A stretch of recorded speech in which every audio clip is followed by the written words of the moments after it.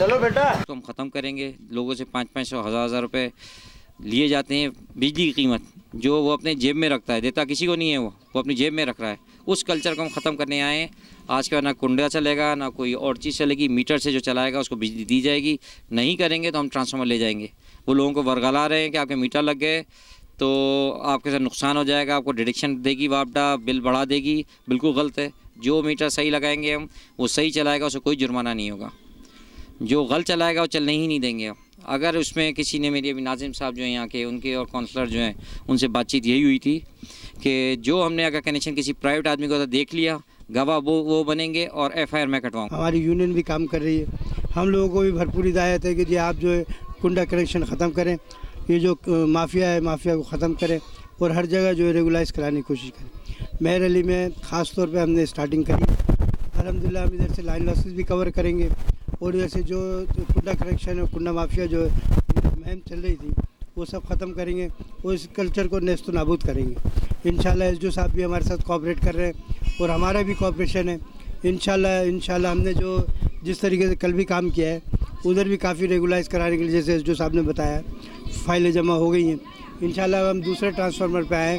हमारी कोशिश ये होगी कि इधर भी हम जो है कनेक्शन रेगुलाइज कराएं, लोगों को रिलीफ दें, किसी के साथ नाजायज़ी ना हो, प्रॉपर तरीके से बैंक में जाएं और बैंक में जाके बिल जमा करा के आएँ। किसी के कनेक्शन नहीं काटा जाएगा जिसका मीटर होगा। इस महीने से आप लोग कहाँ थे, ये पूछ रहा हूँ। सो रहे थे, ना, अब जाके तो हमारे लिए कुछ रिलीफ करे ना। कर दिया ना हमने। कहाँ से रिलीफ किया? 87,000 रुपये भरते हैं, जैसे मैंने निकाला गल्ला को डाल दिया। मत भरो तो कह रहे हैं क्या भरो? तो अभी अंधेरे में बैठे रहे। बिल्कुल बैठोगे जब बिजली जला गया।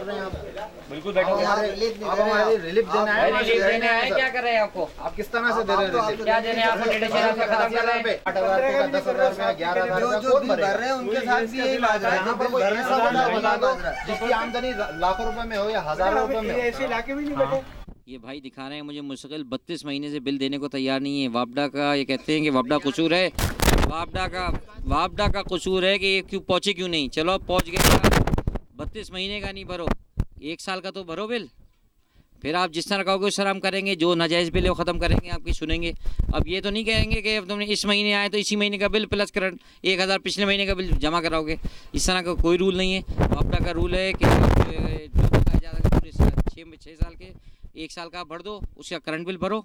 जो मुनासिब किस्तें हैं उसके बाद हम करेंगे। दूसरी जो आगे का किस्तें हैं वो मुनासिब कर देंगे अगर गरीब आदमी है तो। असल इनको जो है 2-2 लाख के घर नहीं होंगे, 2-2 लाख के बिल होंगे। ठीक है, अगर इनके 15,000 रुपये या 10,000 भरने से इनके वो 2 लाख रुपये नाजायज़ ख़त्म हो रहे हैं तो ये अच्छा है। या इनको मैं चला जाऊँगा नहीं भरेंगे, यही होगा ना सर। ज़्यादा कुंडे काटूंगा चला जाऊँगा, इनके 2 लाख तो 4 लाख हो जाएंगे अगले साल। इनका मसला हल नहीं होगा। थोड़ी सी मुश्किल ये उठाएंगे, थोड़ी हम इनकी हेल्प करेंगे, जब सीधे रास्ते पर